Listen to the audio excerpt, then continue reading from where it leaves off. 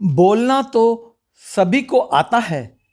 किसी की जुबान बोलती है, किसी की नीयत बोलती है, किसी का समय बोलता है, किसी का पैसा बोलता है, किसी का दबदबा बोलता है।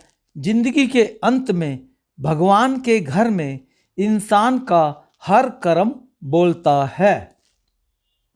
हमें अभी भगवान की कृपा से मनुष्य जन्म मिला हुआ है, तो हम जुबान के द्वारा किसी का भला भी कर सकते हैं और बुरा भी कर सकते हैं। इसी जन्म में हमारी आपकी नीयत भी कुछ किसी के प्रति कुछ बोलती है, और इसी जन्म में समय समय पर जिंदगी में परिवर्तन जब आते हैं तो हमारा अच्छा बुरा समय भी कुछ बोलता है, और उसी के अनुसार पैसा भी समय समय पर कुछ बोलता है। हम कहते हैं कि वह गरीब है और दूसरा आदमी अमीर है। हमारी सोच पर ही यह सब कुछ निर्भर करता है। किसी का दबदबा अर्थात रोब भी समय पर काम करता है, परंतु अंत समय आने पर अर्थात इस पृथ्वीलोक में यात्रा संपूर्ण होने पर, भगवान के घर में जाने पर इंसान का हर कर्म का हिसाब भी होता है, हो रहा है।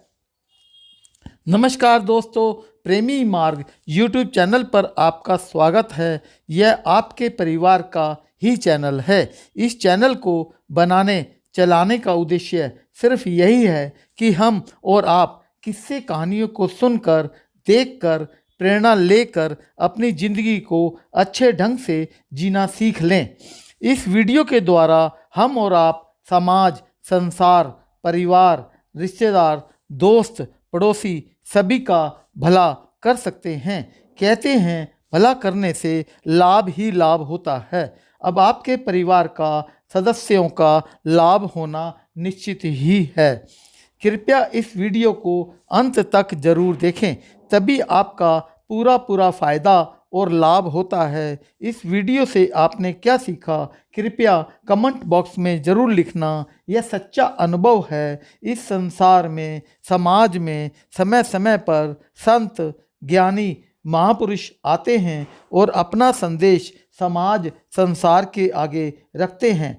निर्णय आपको ही लेना होता है, निर्भर आप पर ही करता है। ज्ञान का आईना। एक बार एक संत के आश्रम में संत अपने शिष्य की सेवा से बहुत प्रभावित हुए।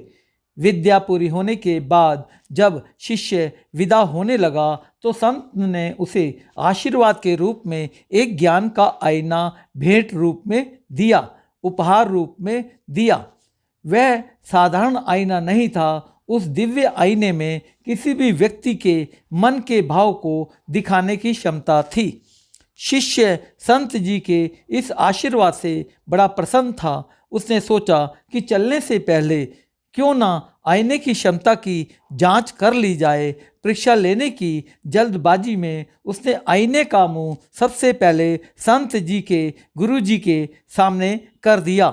शिष्य को तो सदमा लग गया। आईना यह दिखा रहा था कि संत जी के हृदय में मोह, अहंकार, क्रोध आदि दुर्गुण स्पष्ट नजर आ रहे हैं। मेरे संत गुरुजी इतने अवगुणों से भरे हैं, यह सोचकर वह बहुत दुखी हुआ। दुखी मन से वह आईना लेकर आश्रम से रवाना हुआ, लेकिन रास्ते भर मन में एक ही बात शिष्य के मन में चलती रही। जिन संत जी को समस्त दुर्गुणों से रहित एक आदर्श पुरुष समझता था, लेकिन आईने ने तो कुछ और ही बता दिया, दिखा दिया। उसके हाथ में दूसरों को परखने का यंत्र आ गया था, इसलिए उसे जो भी मिलता उसकी परीक्षा ले लेता।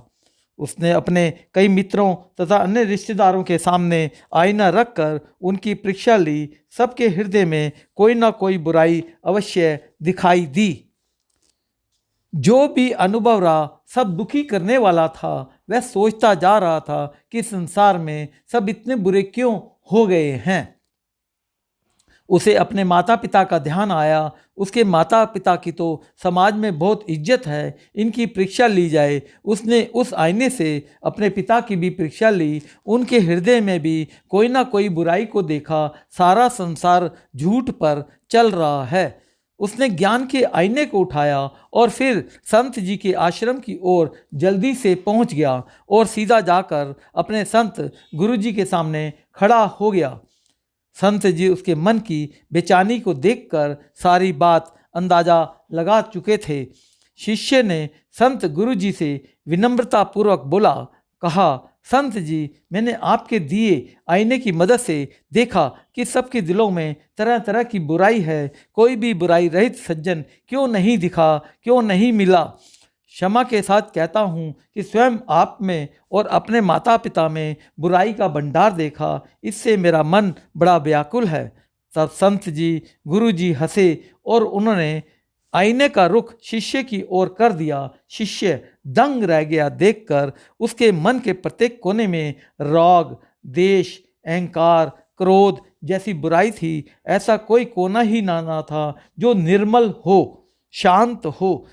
संत जी गुरु जी बोले, बेटा, यह आईना मैंने तुम्हें अपनी बुराई देखकर जीवन में सुधार लाने के लिए दिया था, ना कि दूसरों की बुराई देखने के लिए। जितना समय तुमने दूसरों की बुराई देखने में लगाया, उतना समय यदि तुमने स्वयं को सुधारने में लगाया होता तो अब तक तुम्हारा व्यक्तित्व बदल चुका होता, चरित्र तुम्हारा बदल चुका होता।